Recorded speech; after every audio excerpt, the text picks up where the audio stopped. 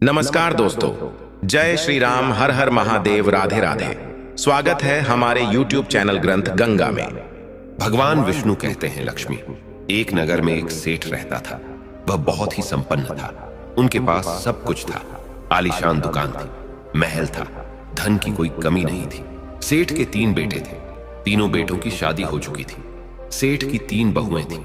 उनका स्वामी बहुत ही अच्छा था। अपने सास, ससुर और पति की खूब सेवा किया करती थी, इसलिए घर में सुख शांति का वातावरण था। सेठ का बड़ा लड़का थोड़ा स्वभाव का अच्छा नहीं था, इसलिए सेठ के बड़े लड़के की उसके मां बाप से नहीं बनती थी। इसीलिए सेठ ने अपने बड़े बेटे को धन नहीं दिया था और अपने दोनों छोटे लड़के और तीनों बहुओं में बांट दिया था, जिसकी वजह से बड़े लड़के की आर्थिक स्थिति ज्यादा अच्छी नहीं थी। भगवान विष्णु कहते हैं लक्ष्मी, एक बार सेठ अपने मन में सोचता है कि भगवान ने मुझे सब कुछ दिया है, पर एक बेटी नहीं दी है। यदि एक बेटी होती तो मैं अपने मन की सारी बातें अपनी बेटी को बताता और बेटी को बहुत दुलार करता। भगवान विष्णु कहते हैं लक्ष्मी, सेठ अपनी सेठानी के साथ में अपना अच्छा जीवन जी रहा था, मगर एक बेटी की कमी सेठ जी को हमेशा खलती रहती थी। सेठ जी हमेशा अपने घर के पास स्थित मंदिर में श्री राधा के दर्शन करने जाया करते थे। एक दिन जब सेठ जी मंदिर में राधा के दर्शन करने गए, उस दिन मंदिर में एक संत पधारे थे। फिर सेठ को कुछ उदास देखकर इस संत ने सेठ से पूछा, तुम उदास क्यों हो? तो सेठ बोले, महाराज, मेरे कोई बेटी नहीं है, इसीलिए मैं उदास हूं। फिर संत मुस्कुराए और बोले, यदि जीवन में किसी का अभाव हो तो उसकी जगह भगवान को बिठा लेना चाहिए। तो सेठ जी बोले, महाराज, मेरे तो कोई बेटी नहीं है, तो मुझे क्या करना चाहिए?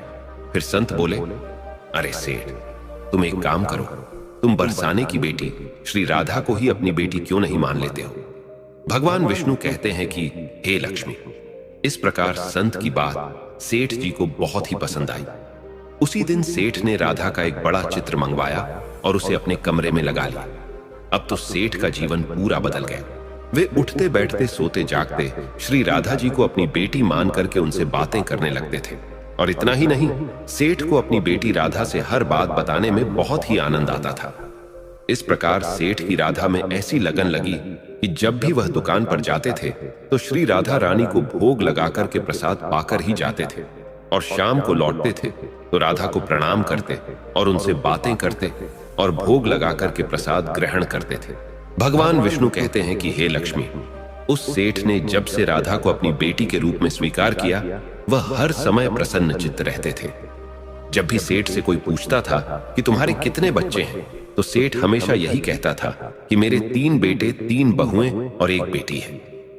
भगवान विष्णु कहते हैं लक्ष्मी, एक दिन सेठ जी के घर में चूड़ी पहनाने वाली मणिहारण आई तो राधा ने सोचा कि आज तो दिन ठीक नहीं और आज के दिन तो चूड़ी पहनना अशुभ होता है। इसलिए श्री राधा जी ने अपनी माया से उस मणिहारण की चूड़ियों का रंग खराब कर दिया, जिससे सेठ की बहुओं ने चूड़ी नहीं पहनी और मणिहारण को वापस कर दिया। उधर जब 2 दिन के बाद में वही मणिहारण उन चूड़ियों को देखती है तो वह चूड़ियां सुंदर हो जाती हैं। फिर मणिहारण उन्हीं चूड़ियों को लेकर के सेठ के घर पुनः आती है तो सेठ की तीनों बहुएं चूड़ियां पहनती हैं, और बाद में राधा भी चूड़ी पहनने के लिए प्रकट होती है। और जब राधा प्रकट हो गई तो मणिहारण ने जब राधा का स्वरूप देखा तो मणिहारण उन्हें देखते ही रह गई। फिर राधा रानी मणिहारण से कहने लगी, मुझे भी चूड़ी पहनाओ। उधर राधा जी की बात सुनकर के मणिहारण ने मन में विचार किया कि हो सकता है कि सेठ के घर पर कोई मेहमान आ गया होगा, क्योंकि हमेशा तो मैं जब भी इस घर में चूड़ी पहनाने आती थी तो सेठ की केवल 3 ही बहुएं दिखाई पड़ती थी जो हमेशा चूड़ी पहनती थी, मगर आज यह 4थी बेटी मुझे नजर आई है। लगता है कोई मेहमान होगी। भगवान विष्णु कहते हैं कि हे लक्ष्मी। और फिर ऐसा सोच करके उस मणिहारण ने राधा जी को चूड़ियां पहना दी। अब राधा रानी चूड़ी पहन करके एक ओट में जाकर के अंतर ध्यान हो गई। सभी को चूड़ियां पहना करके मणिहारण हमेशा की तरह चूड़ियों का पैसा लेने के लिए सेठ की दुकान पर चली गई। फिर मणिहार को देखते ही सेठ कहने लगा, लगता है घर पर चूड़ियां पहनाने गई थी। तुम हमारी तीनों बहुओं को चूड़ियां पहना कर आई, ये लो अपने पैसे। मैं तुम्हें देखकर ही समझ गया कि तुम दुकान पर पैसे लेने के लिए आई हो। और फिर सेठ ने मणिहारी को हर बार की तरह जितने पैसे देते थे उतने ही पैसे निकाल कर दे दिए। तो मणिहारण कहने लगी, सेठ जी, इस बार मैंने 3 जनों को नहीं बल्कि 4 जनों को चूड़ियां पहनाई है, इसलिए इस बार मैं ज्यादा पैसे लूंगी। भगवान विष्णु कहते हैं, हे लक्ष्मी, मणिहारण की बात को सुनकर के सेठ कहने लगे, हमारे घर में 3 बहुओं के अलावा चौथी तो कोई है नहीं, फिर तुमने चूड़ी किसे पहनाई तो मणिहारण कहने लगी। सेठ, मैं नहीं जानती, लेकिन मैं तो सिर्फ इतना जानती हूं कि मैंने तो 4 को चूड़ी पहनाई है। फिर इस प्रकार मणिहारण की बात को सुनकर के सेठ कहने लगा, ठीक है, पहले तुम 3 लोगों के पैसे ले जाओ, बाकी के पैसे मैं पहले घर पर जाकर पता करूंगा। चौथा कौन है जिसे तुमने चूड़ी पहनाई है, पहले मैं घर पर जाकर पता करूंगा, उसके बाद तुम्हें पैसे दूंगा। मणिहारण बोली, ठीक है सेठ जी, पहले आप घर पर पता कीजिए, उसके बाद मुझे मेरे पैसे दे देना। और ऐसा कह करके वो मणिहारण सेठ की दुकान से चली गई। भगवान विष्णु कहते हैं कि हे लक्ष्मी, शाम को सेठ जी जब घर पर पहुंचे, उन्होंने घर में मणिहारण के बारे में पूछा।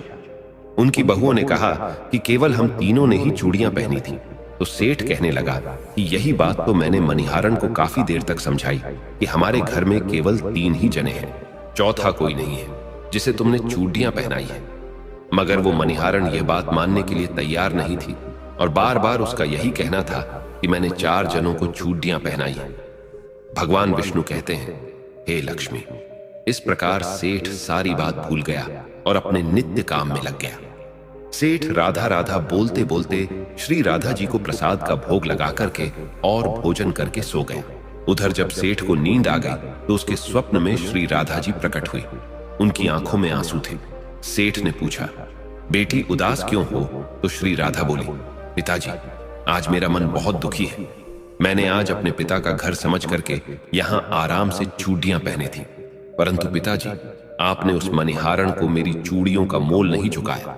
पिताजी, आपने मुझे बेटी तो बना लिया, परंतु आपको मेरी याद नहीं आई, आपने मुझे भुला दिया। इससे मैं बहुत दुखी हूं। भगवान विष्णु कहते हैं, हे लक्ष्मी।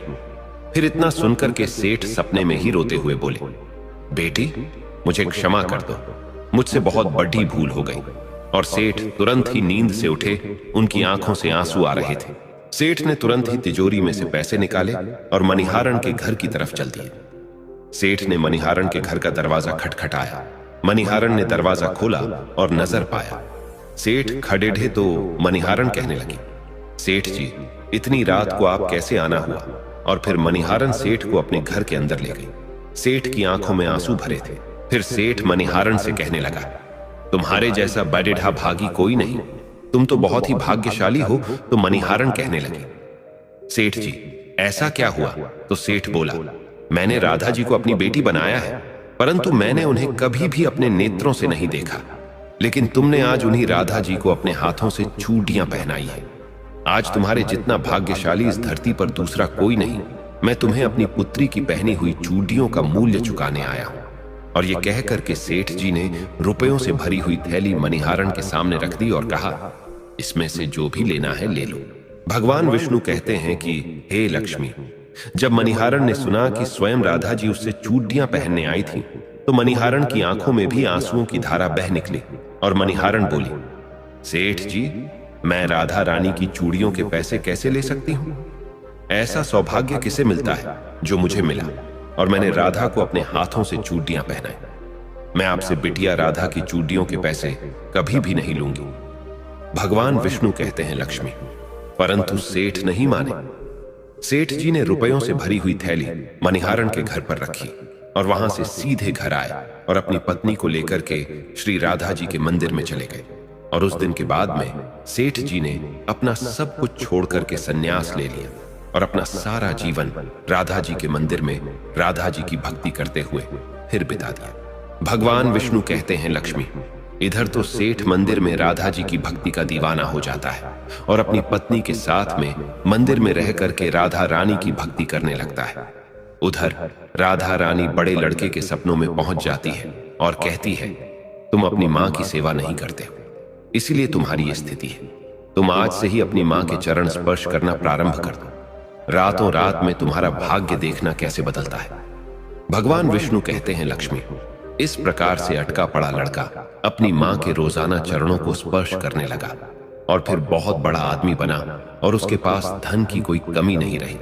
फिर भगवान विष्णु कहते हैं, लक्ष्मी, तुम अपने पहले प्रश्न का उत्तर समझ लो। तुम्हारा पहला प्रश्न था कि स्त्री की कौन सी चीज उसे बिना बताए छूने से रातों रात भाग्य बदल जाता है। तो ठीक से समझ लो, जो इंसान सेठ के बड़े लड़के की तरह अपनी मां के चरणों की सेवा करता है, मां के चरणों का अमृतपान करता है, उसका सोया हुआ भाग जाग जाता है और एक दिन ऐसा इंसान बहुत बड़ा आदमी बनता है। भगवान कहते हैं कि लक्ष्मी, अब तुम अपने दूसरे प्रश्न का उत्तर सुनो। तुम्हारा दूसरा प्रश्न था कि स्त्री के किस दिन चूड़ी पहनने से पति की उम्र कम हो जाती है। तो समझ लो, जिस दिन मनिहारान सेठ की तीनों बहुओं को चूड़ियां पहनाने के लिए आई तो राधा जी ने देखा कि उस दिन मंगलवार है, इसलिए राधा जी ने अपनी माया से उन चूड़ियों को काला कर दिया, जिससे सेठ की बहुओं को चूड़ियों का रंग पसंद नहीं आया। और फिर मनिहार अगले 2 दिन के बाद यानी शुक्रवार को आती है तो चूड़ियों का रंग सुंदर हो जाता है और सेठ की तीनों बहुएं और राधा चारों चूड़ी पहनते हैं। इस तरह हमेशा के लिए सचेत रहने के लिए राधा रानी सेठ के बड़े बेटे की तरह सेठ की तीनों बहुओं के सपनों में आती है और चूड़ी का महत्व बताते हुए कहती है कि हर सुहागिन स्त्री को चूड़ी पहनने से पहले कुछ बातों का विशेष ध्यान रखना चाहिए। नंबर 1, सुहागिन स्त्री को 21 चूड़ी पहननी चाहिए।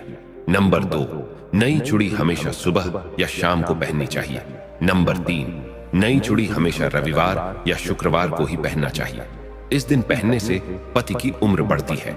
नंबर 4, चूड़ी मंगलवार और शनिवार को ना तो खरीदनी चाहिए और ना ही पहननी चाहिए, इससे पति की उम्र कम होती है। चूड़ी 16 श्रृंगार में से एक अहम हिस्सा होता है, इसलिए जब भी चूड़ी पहनो तो सोच समझ कर ही पहनी जाए।